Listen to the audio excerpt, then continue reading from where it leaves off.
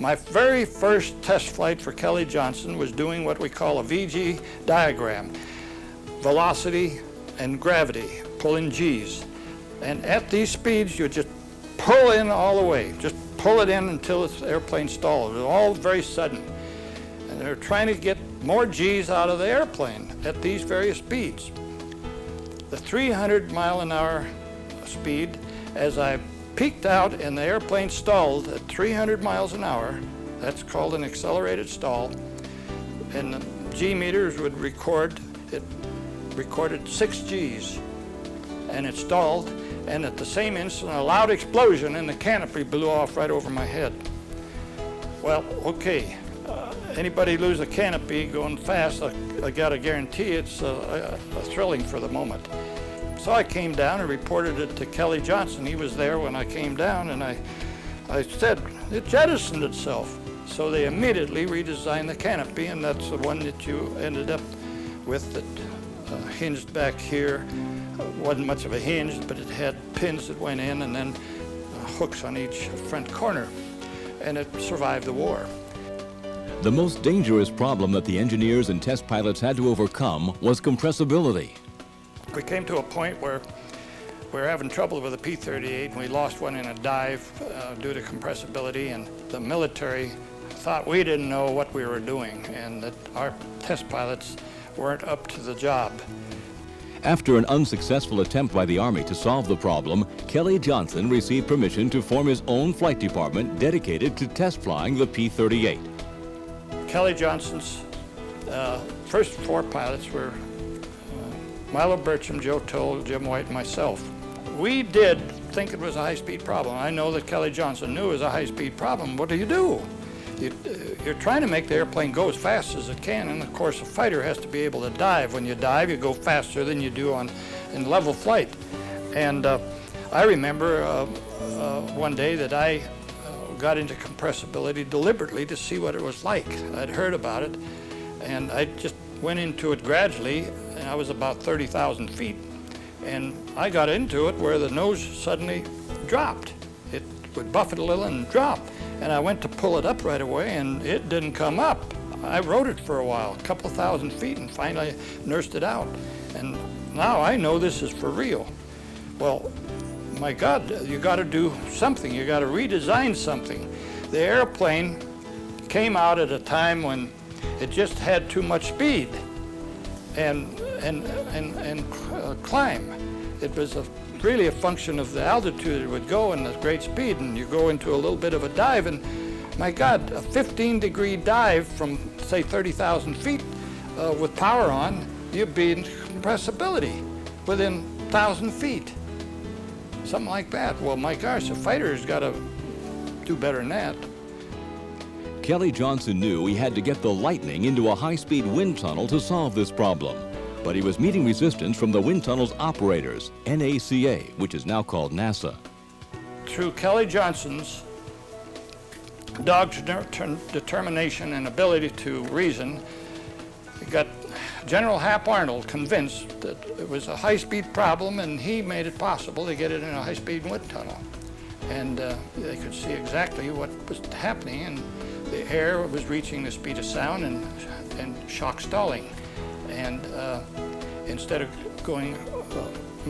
remaining supersonic, it would shock stall and go back to subsonic speed downstream, and this would be turbulent air, and this would strike the tail and make the airplane quiver and shake, as well as reducing the download on the stabilizer, which is part of the aerodynamic function of the tail to balance and help control an airplane.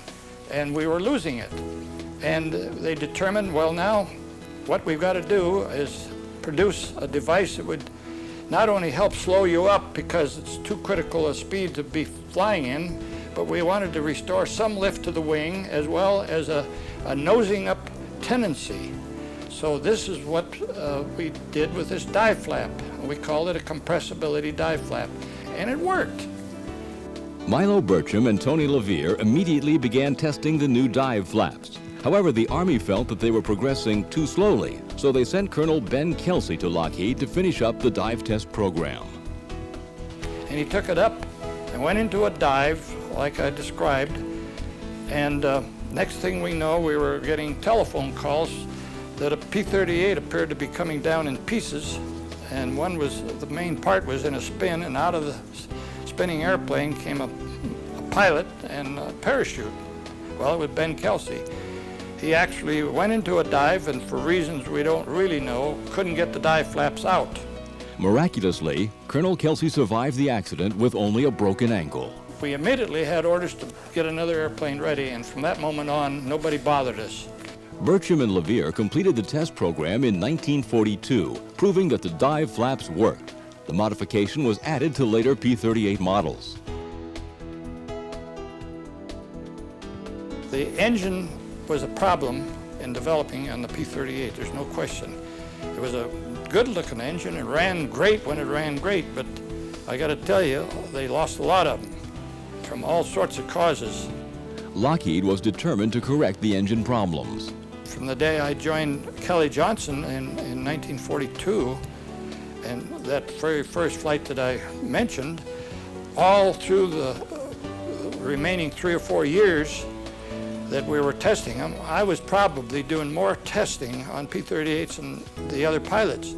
And every flight was an engine test. No matter what test they had, it always included an engine test to determine or to get maximum power. In the process, through these years, I lost 14 Allison engines due to this detonation.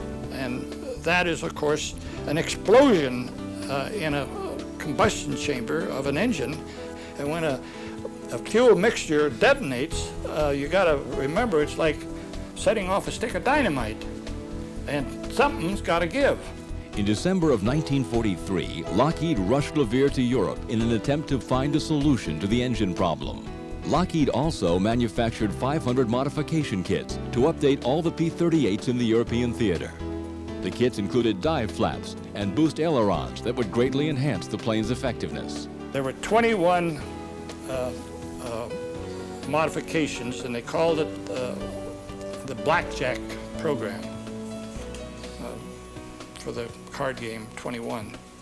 We were setting up to modify P-38s. Every P-38 over in England was to come to North Ireland, and we'd go in one day and out the 5th or 6th day with all these modifications. They had all the tooling, the jigs, and the whole bit to do this monstrous job.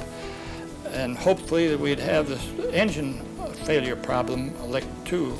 Lockheed set up a base in Northern Ireland to implement the program, but the parts never arrived. So the man in charge of the program from Lockheed, Joe Johnson, went out searching and tracing back on the dispatch of the airplane and the progress and everything. And finally it turned out that the British had accidentally shot the airplane down, coming in thinking it was a German airplane.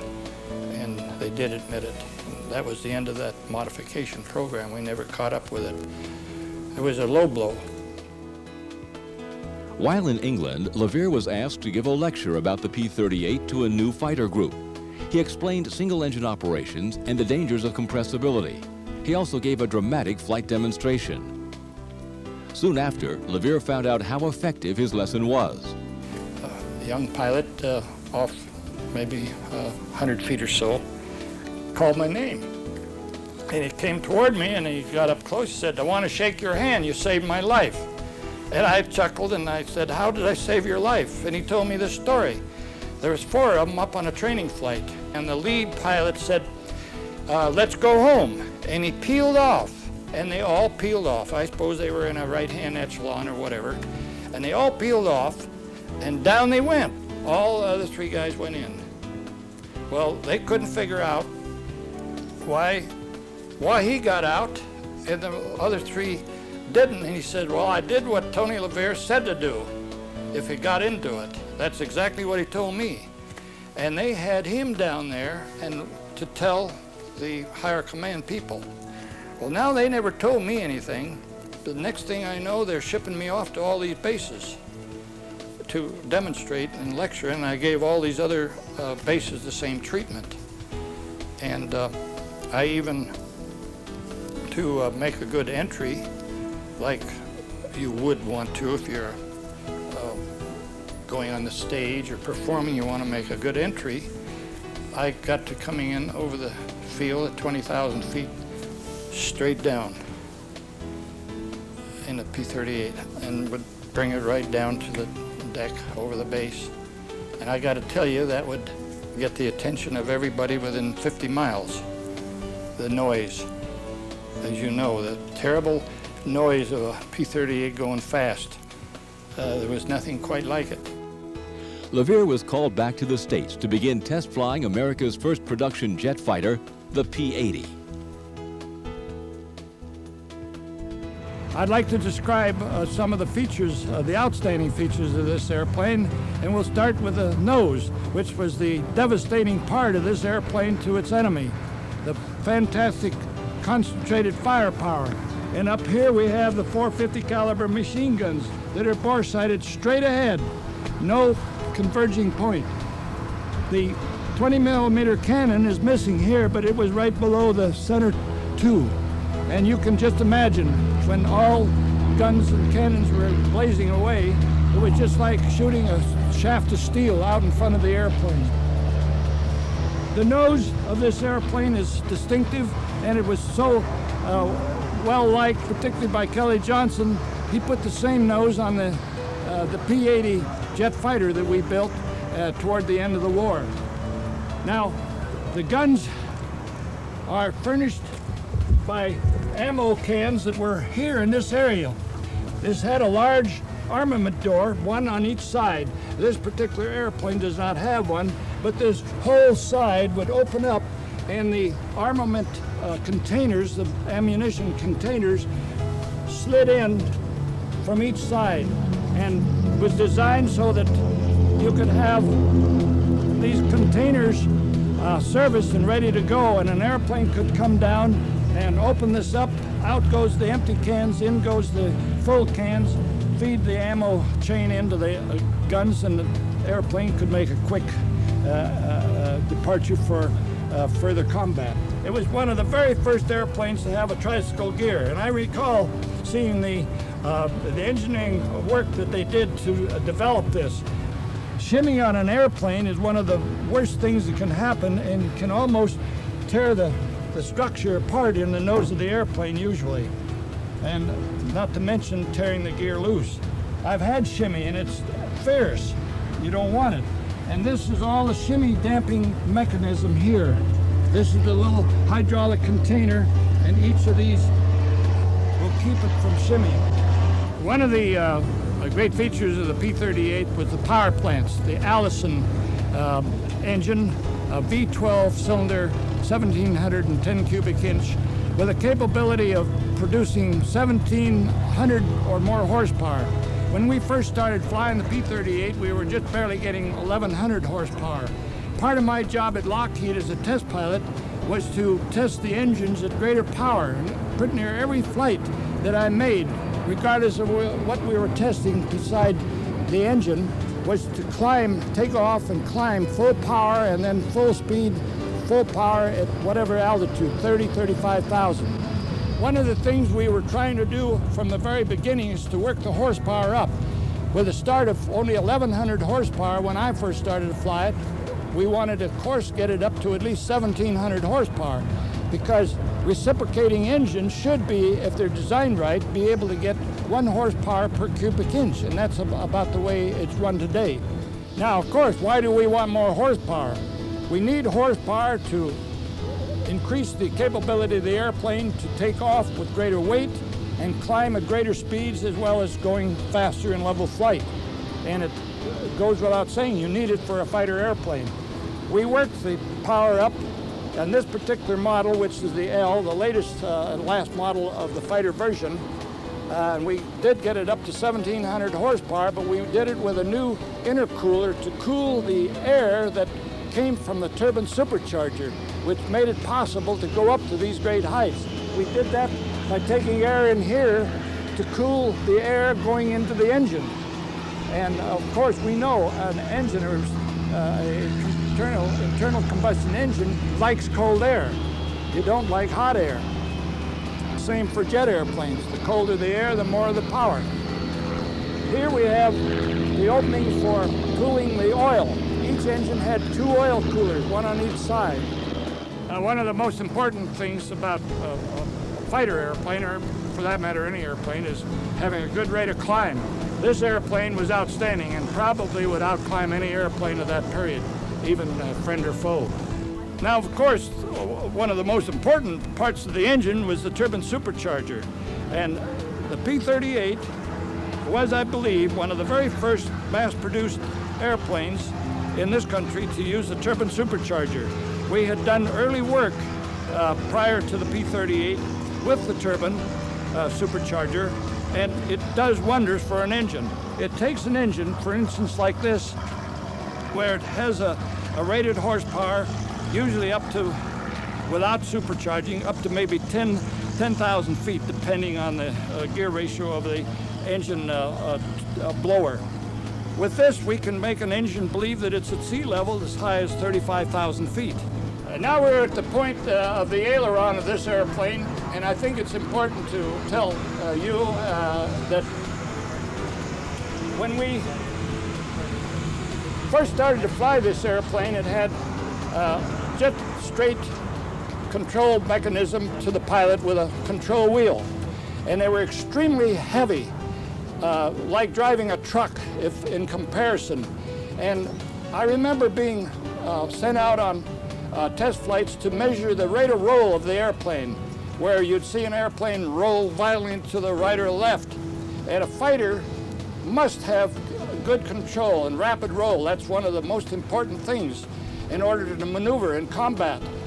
And I used to go up and do these damn rate of roll tests to the point where when I would, at a certain high speed, like 350 miles an hour, I would crank the wheel over as hard as I could to measure the rate of the roll. And I used to throw my right shoulder out of place. I did it at least twice. And it's ruined this shoulder where I can't even throw a baseball. One day I complained to Kelly Johnson, and I told him that this rate of roll business you're making me do is ruining me. And he thought a while and he said, "By George, we'll do something about it." We had already designed the first practical powered boost controls for our Constellation. So he said, hell, we'll design one for this airplane, and he did. And the actuators were right up in here, in this area that you see, blocked off. You can't believe what power boost did to this airplane. As I remember, it had about a 11-to-1 boost ratio. You could just fly the airplane at any old speed with almost fingertips, just like the modern automobile. In fact, the automobile got their idea from the P-38. And it would outroll any airplane to our knowledge, anywhere. And in combat, it certainly improved its ability to deal with the smaller, more maneuverable airplanes. One of the finest features of the airplane was the flap system. The devices usually are on the bottom side, trailing edge of wings to increase the lift for takeoff in many cases, and certainly for landing, approach and landing. We chose at Lockheed to use the Fowler flap, which is a flap that comes out and increases the area and then droops progressively more as you desire the flap position. And it was a tremendous thing. This airplane, at the tremendous weight that we could lift, you could come in and land at as slow as about 75, 80 miles an hour, which is slower than a lot of these modern general aviation airplanes, believe it or not. It was really quite a general airplane. Now, to cool the engines, the liquid cool Allisons, they didn't use water, they used what they call glycol. It's an antifreeze type of liquid that all liquid cool engines in those days used, at least in our country. And each engine had one of these bulges on the inboard and outboard, and this is the outboard on the left engine, and the inlet here, and then an automatic temperature control with a scoop back here. When you'd first start up, this would be closed, and as soon as the engine started to warm up, this would automatically start out, and if it was an extremely hot day, it would be all the way out, and of course the wind from the propeller would do a good job of cooling. We didn't really have any problems on ground cooling, to my knowledge, except maybe in the very hot desert regions of the world. Now we're at the tail end of this airplane, and one of the most important parts to an airplane. That is, providing it has enough fin and rudder and stabilizer and elevator. And one of the great features of the P-38 was the twin tail, the twin fin and rudder, which gave it enormous controllability down to very low speeds and made it possible to fly this airplane at, and handle engine failures on takeoff. In dealing with our problem of compressibility, pretty near every aeronautical engineer in the country thought the problem was in our tail, the stabilizer and the elevator.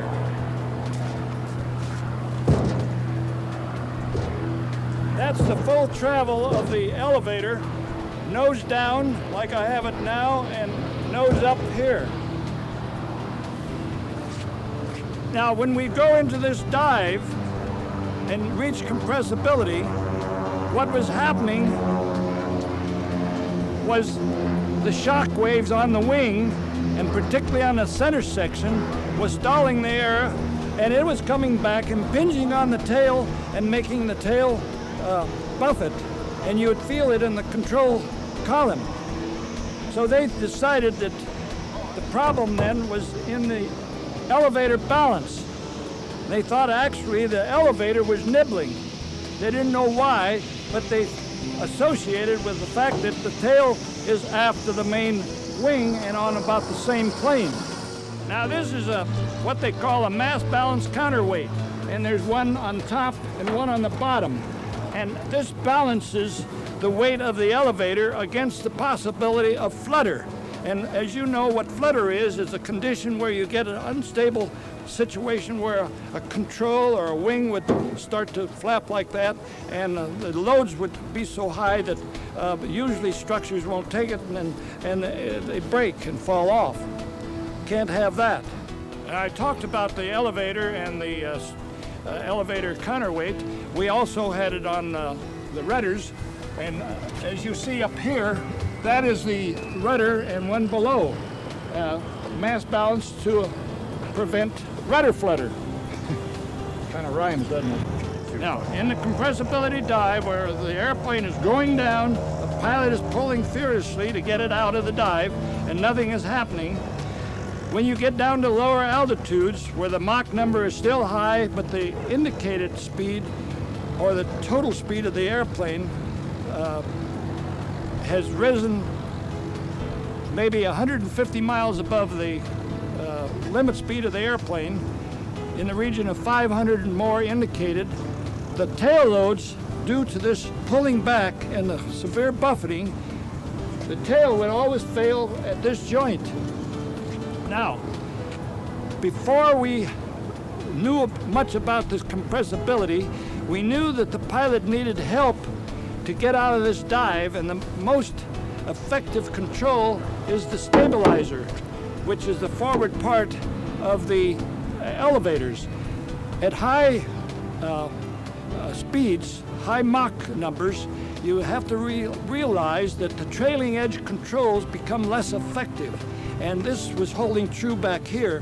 So what they did is they changed the angle of the stabilizer to a more negative angle. And if you come here, I'll show you the difference. In this cut here, you'll see is sort of a wedge. And that was opened up. And this was done in 1942 and then remained that way. It did help, but it wasn't a total solution. Now when they started to lose the tail and they would break off here, they added a strap outside with this same row of screws. Now this airplane does not have that strap, but in all probability they'll never be diving this airplane like we used to do it. So it's probably pretty safe. Had the capability of packing a hell of a load. You could, we never found a load that wouldn't get off the ground. That ability allowed the P-38 to carry 2 external fuel tanks, significantly increasing its range. It had a terrific range if you knew how to operate it. And when I went to England, I took a booklet over there to show how to get the most range out of your airplane by proper manipulation of the engine. Low RPM and higher boost is like overdriving an automobile, same idea. And Lindbergh went to the Pacific and he got involved in that with the boys flying the P-38s over there, and he showed them the same thing. Tony LeVier and Kelly Johnson continued as a successful team for Lockheed Corporation, working together on a multitude of new aircraft, including the P-80, the F-94, and the F-104 Starfighter. Kelly Johnson is probably best known for designing the SR-71 spy plane. He passed away in December of 1990. Tony LeVier retired from Lockheed and is still actively promoting aviation safety through his SAFE program. He and his wife Neva have 2 daughters and 5 grandchildren. After the war, the P-38 was quickly withdrawn from service. The proud Lightnings were sold as surplus. A few were used by stunt pilots and air racers, including Tony LeVier. Others performed aerial survey work. Most were destroyed. Today, of the more than 10,000 P-38s produced, only a handful remain.